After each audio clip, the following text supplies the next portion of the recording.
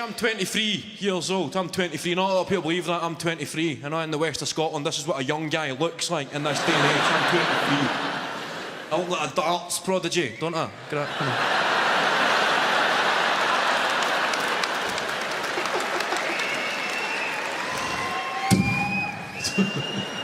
I'm 23, so I'm getting to that stage. Some of my friends, some of my cousins are having children. And that way, you'll notice this in a family gathering. There's a newborn baby getting passed around somebody's living room like a joint.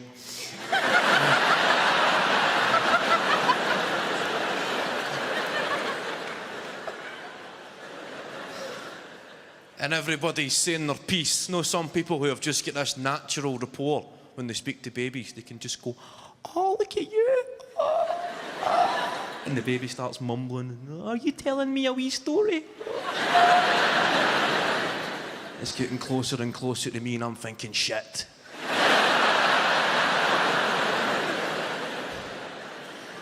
I need to pretend I give a fuck.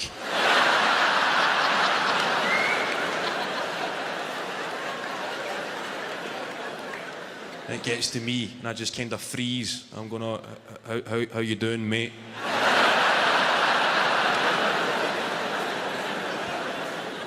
Then the baby feels the tension, starts to cry. Everybody looks at me as if I'm in the wrong here. Oh, toughen up, you wee prick.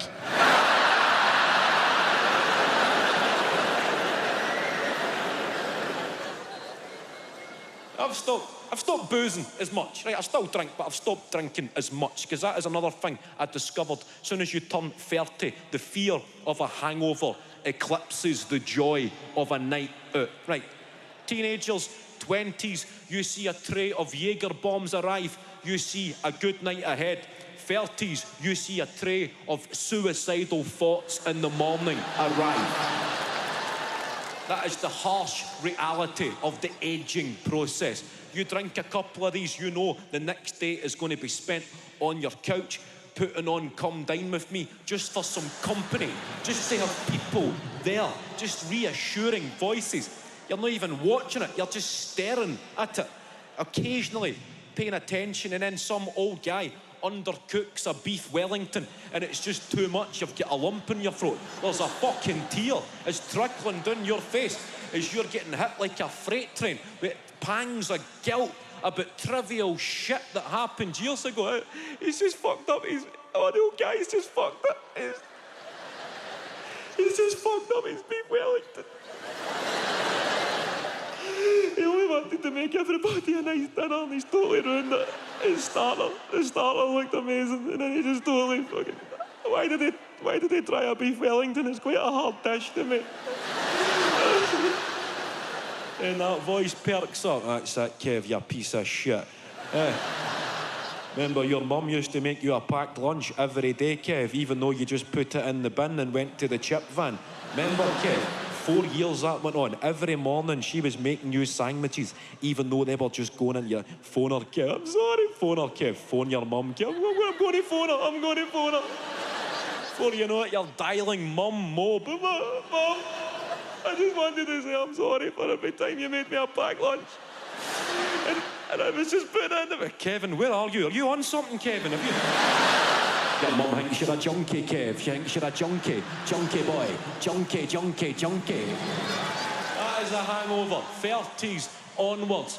Going to the bathroom every 20 minutes, shitting out bits of yourself you need to keep. That's what you've got to look forward to. That was announced, not a shock statistic about teenage pregnancy. Apparently 1 in 3 15-year-olds in the UK admit to being sexually active. That was a shock tabloid headline. I don't know where they get this kind of evidence. No, I don't know who they ask to get these statistics. No, if some youth worker approached you when you were 15 years old in front of all your pals and asked you if you were sexually active. You're doing fucking right, mate.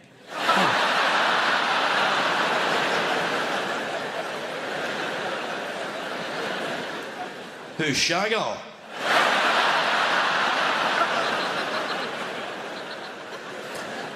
Put me in for 5, pal.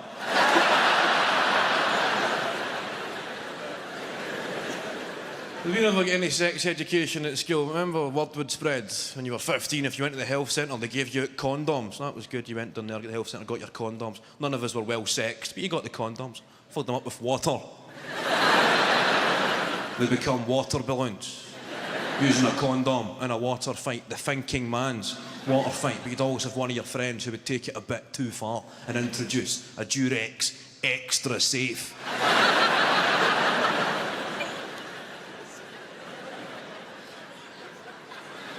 A Durex Extra Safe in a water fight, you'll fucking put somebody in a coma.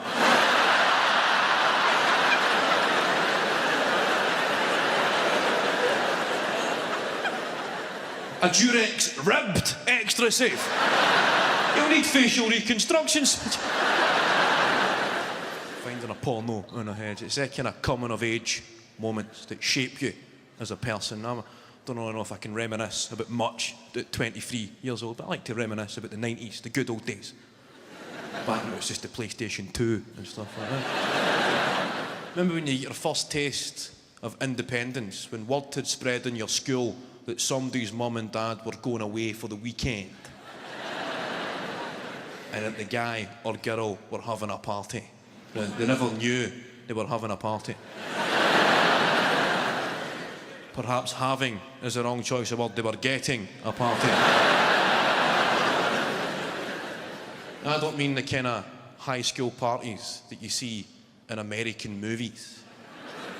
Hey, do you guys know Chad Hogan?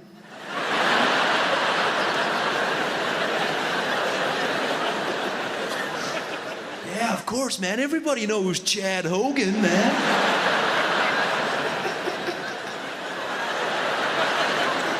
Chad Hogan's mom and dad are going away to Long Island for the weekend, man. There's a party at Chad Hogan's mom and dad's. Yeah, woo! Spring break, yeah! Chad Hogan's parties are awesome, man, woo! Then it shows you Chad Hogan's party. Chad Hogan's booked a band for his living room.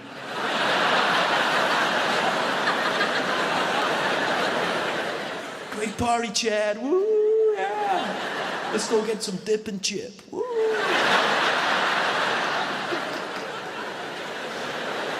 Everybody's nodding to the music with these plastic cups of beer that nobody knows who brought them. Just, whoa, yeah, woo. It's on the kind of parties we had. We never had that kind of parties. We never had spring break. We had the Easter holidays.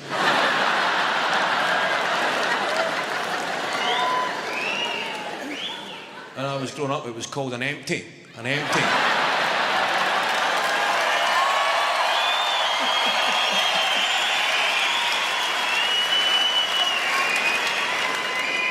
It derives from, we've got an empty house.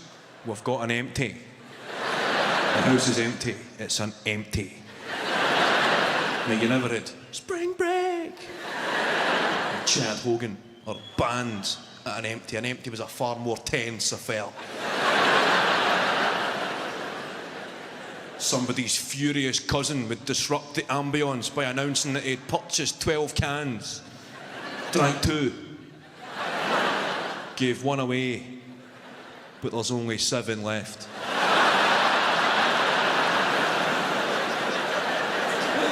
I get asked last week what kind of music do you like, Kev? I don't know. I don't have a fucking clue. What kind of music? Modern stuff just sounds the same to me. Just everything's just all that R&B stuff we like these days, isn't it? In the club, all that sort of stuff.